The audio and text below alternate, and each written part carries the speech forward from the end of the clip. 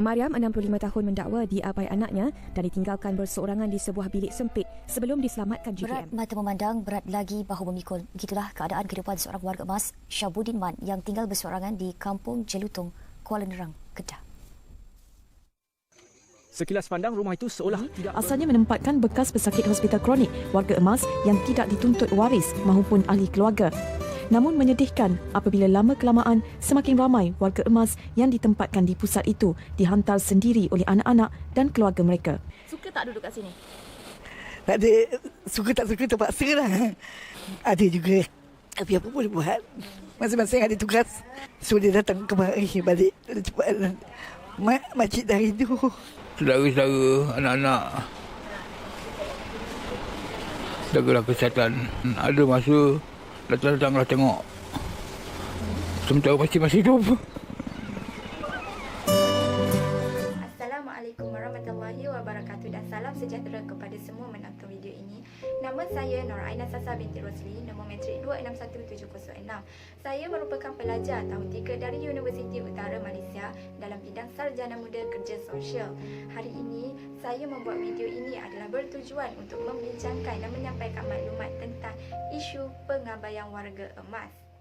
Siapakah warga emas? Menurut Pertubuhan Bangsa-Bangsa Bersatu, warga emas dikategorikan individu yang berumur 60 tahun dan ke atas. Had umur ini digunakan sebagai rujukan had umur warga emas dalam polisi dan dasar untuk kesejahteraan warga emas di Malaysia. Warga emas merupakan golongan minoriti yang diabaikan oleh keluarga. Pengabaian boleh dikategorikan kepada dua aspek, iaitu aspek fizikal dan aspek mental.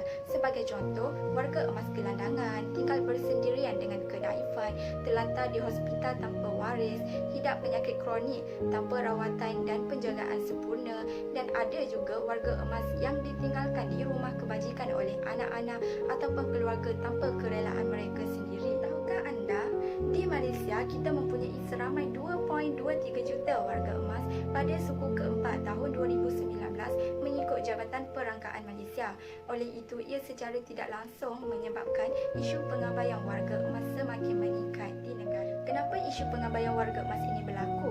Antara sebab-sebabnya ialah masalah kewangan yang dialami oleh anak-anak mereka sehingga anak-anak mereka tidak boleh menyara ibu bapanya, memandangkan ekonomi negara kita semakin meningkat. Kedua, anak-anak terlalu mengejar kesenangan hidup sehingga melupakan ibu bapa mereka. Ketiga, tiada waris yang terdekat boleh menjaga warga emas ini. Kemungkinan waris-waris terdekat warga emas ini telah meninggal dunia atau hilang, atau mereka pernah bergaduh pada usia muda. Bagaimanakah kerajaan membendung isu pengabaian warga emas? Ekoran daripada peningkatan warga emas di negara kita, Malaysia amat prihatin dan menitik beratkan semua tentang isu-isu yang berkaitan dengan warga emas.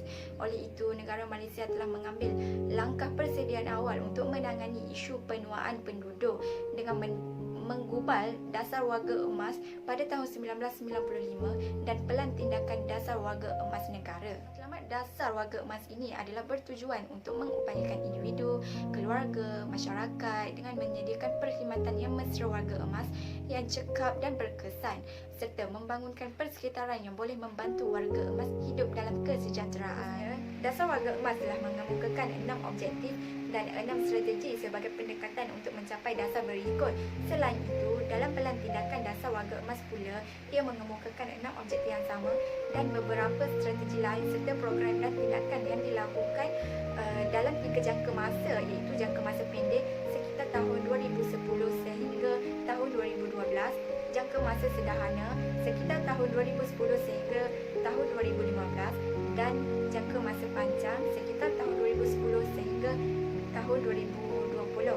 Setelah itu, saya akan mengulas objektif yang ketiga, iaitu menjamin warga emas hidup selamat dan dilindungi kerana ia bersesuaian dengan topik isu pengabaian warga emas. Dalam dasar warga emas, objektif ketiga menyatakan bahawa warga emas berhak mendapat keselamatan dan perlindungan dalam semua aspek tanpa mengira latar belakang mereka. Sebagai contoh, akses mereka kepada keperluan asas, keselamatan sosial dan perlindungan daripada pengabaian, penganiayaan dan penderaan ke atas mereka. Menurut dasar ini, peruntukan undang-undang akan diambil sekiranya ada isu-isu yang berkaitan dengan warga emas. Berdasarkan Pelan Tindakan Dasar Warga Emas, beberapa strategi telah dibentuk bagi menjamin warga emas hidup selamat dan dilindungi. Sebagai contoh, kerajaan telah memperkukuhkan skim perlindungan sosial untuk kumpulan warga emas yang memerlukan. Antara program yang telah dilaksanakan pada jangka masa pendek ialah membangunkan pangkalan data warga emas yang memerlukan secara berpusat. Selain itu, kerajaan juga memperluaskan liputan skim bantuan seperti rumah dan baik pulih, pengangkutan, perkhidmatan, pembelajaran dan khidmat bergerak.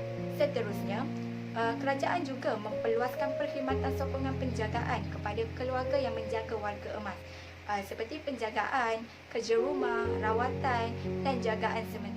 Kedua, jangka masa sederhana.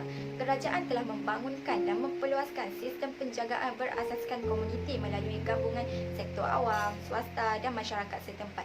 Sebagai contoh, membekalkan makanan ke rumah dan perkhidmatan bantuan di rumah. Ketiga, jangka masa panjang. Antara program yang sedang dilakukan oleh kerajaan ialah mewujudkan dan memperluaskan perkhidmatan penjagaan khusus kepada kumpulan warga emas. Sebagai contoh, warga emas yang mengalami masalah mental atau warga emas yang mengalami uzur atau sakit terlantar. Akhir kata, saya menyeru kepada semua masyarakat yang mengenali warga emas yang sedang bermasalah atau anda sendiri yang mengalami masalah untuk berhubung terus kepada Jabatan Kebajikan Masyarakat untuk mendapatkan bantuan. Hal ini kerana Jabatan Kebajikan Masyarakat menyediakan 5 jenis bantuan kepada golongan warga emas, iaitu bantuan kewangan, bantuan bimbingan dan kaunseling, pusat jagaan, bantuan perubatan dan khidmat bantu di rumah. Nasihat saya, jagalah ibu bapa kita dengan baik. Jika bukan kita, siapa lagi yang akan menjaga mereka? Sanggupkah anda melihat ibu bapa kita menjadi kuda rayau, gelandangan, diabaikan? Fikir-fikirkanlah. Sekian daripada saya. Terima kasih.